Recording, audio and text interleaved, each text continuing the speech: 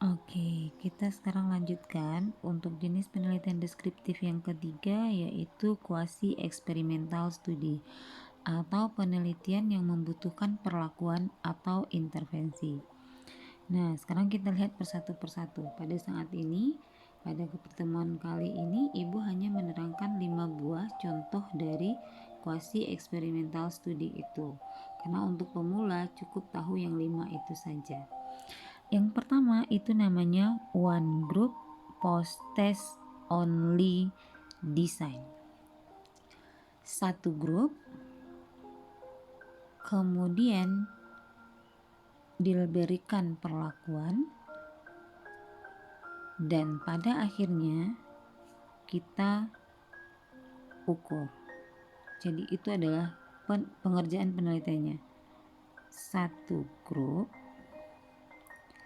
diberikan treatment atau perlakuan atau intervensi, kemudian dilakukan post test.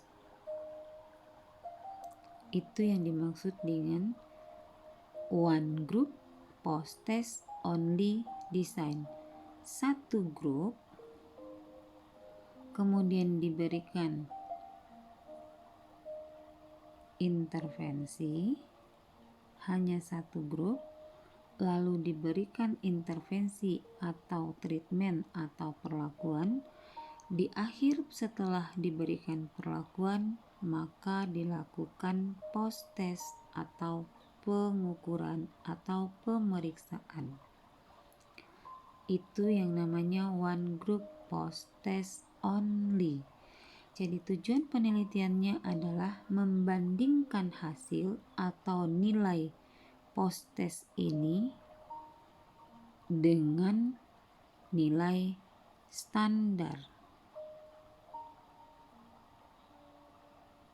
Jadi tujuan penelitiannya adalah membandingkan nilai post test dibandingkan dengan nilai standar atau nilai normal. Ibu ulangi. Penelitian yang pertama jenisnya adalah one group post test only design. Satu grup, penelitian yang diberikan hanya pada satu grup, kemudian diberikan intervensi atau treatment. Setelah itu dilakukan post test atau pengukuran pada akhirnya. Tujuan penelitiannya adalah untuk melihat hasil nilai post test dan dibandingkan dengan nilai standar. Jika kita bagankan, bagannya akan seperti ini. Ini dia. One group post test only. Hanya membandingkan, tujuan penelitiannya adalah membandingkan hasil atau nilai post test dengan nilai standar. Maka bagannya adalah seperti ini.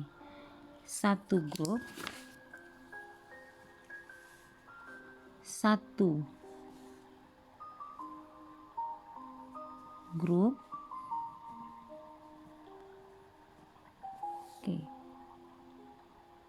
satu grup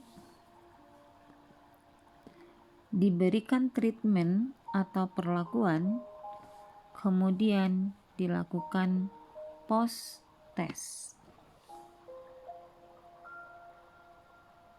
Jadi maksudnya adalah seperti bagan ini aja. Mahasiswa coba pahami bagan ini dan pahami sketsa yang ibu tulis di samping sebelah kanan ini. Maka pasti mahasiswa akan tahu maksudnya. Jadi ibu ulangi ya. Yang pertama adalah one group post test only. Tujuan penelitiannya adalah membandingkan nilai post test dengan nilai standar. Lihat bagan di sebelah kiri ini, bagan yang sebelah kiri ini. Kemudian Kalau kita gambarkan dia seperti ini. Satu grup ada dikasih treatment, kemudian baru diberikan post test. Misalnya, mahasiswa pengen melihat pengaruh pemberian madu, efektivitas atau pengaruh pemberian mentimun terhadap tekanan darah. Tapi desain yang mahasiswa pilih ini, one group post test only. Berarti pada saat penelitian nanti, mahasiswa pertama kali datang ke responden, lalu pilih respondennya dalam satu grup, misalnya sudah terpilih, dapatlah satu grup itu 10 orang. Maka yang 10 orang itu diberikan, kalau ibu kasih bagian misalnya ini ada 10 orang atau 10 responden, kemudian mahasiswa berikanlah jus mentimun misalnya. Kemudian ini diberikan misalnya selama 1 minggu.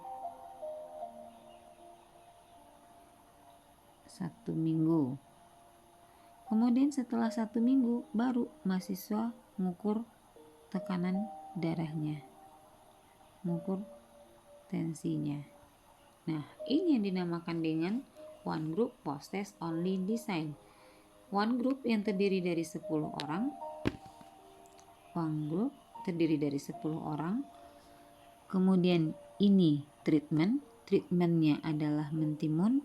Kemudian dilakukan post test, pengukuran tensi. Nah, pengukuran tensi yang terakhir inilah nanti yang ini, hasil ini nanti yang akan dibandingkan nilai normal. Itu yang dinamakan dengan one group post test only design. Kira-kira paham ya? Oke, selanjutnya yang kedua yaitu post test only dengan grup pembanding. Post test only dengan comparison group atau grup pembanding. Nah, ini terdiri dari ini dia post test only dengan grup pembanding. Tujuan penelitiannya adalah membandingkan hasil post test dengan grup pembanding. Beda ya. Kalau yang tadi tujuan akhir penelitiannya adalah membandingkan post test dengan nilai standar. Nah, karena ini adalah post test only dengan comparison group, maka tujuan penelitiannya adalah membandingkan hasil post test dengan nilai grup pembanding. Kalau kita bikinkan bagan, berarti dia ada 2 grup.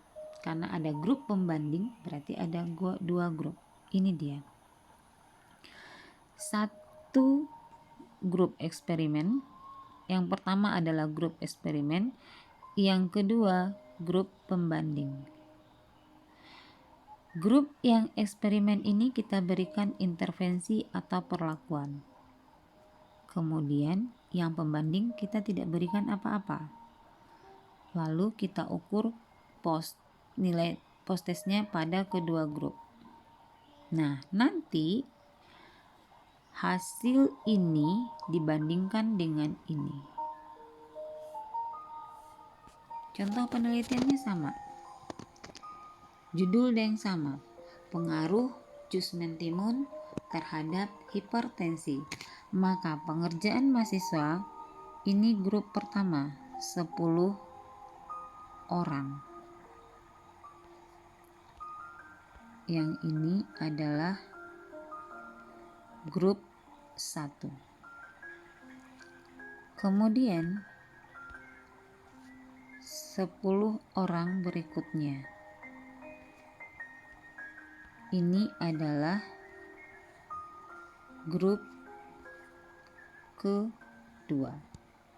Oke ya, ini ada 2 grup. Siswa sudah lihat sama bagan yang Ibu bikin, grup eksperimen, grup pembanding. Yang ini, yang satu ini adalah grup eksperimen, kata kita singkat dengan grup E saja. Ini grup eksperimen. Ini yang grup yang nomor 2 ini adalah grup pembanding. Kemudian kita lanjutkan, kita lihat bagannya lagi. Kemudian ini kita berikan treatment, ini tidak kita berikan treatment. Lalu post test, ini post test. Oke, ini kita ganti, jangan treatment, jus mentimun tadi ya.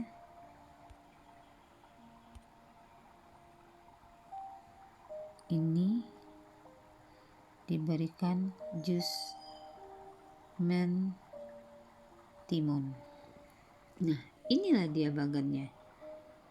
Nanti yang ini, nah, tujuan akhir penelitiannya adalah membandingkan hasil post test grup eksperimen dengan hasil post test grup kontrol. Biasa kita menggunakan grup pembanding, itu namanya istilahnya grup kontrol. Ini kita bandingkan. Paham ya kira-kira ya? Jadi yang kedua adalah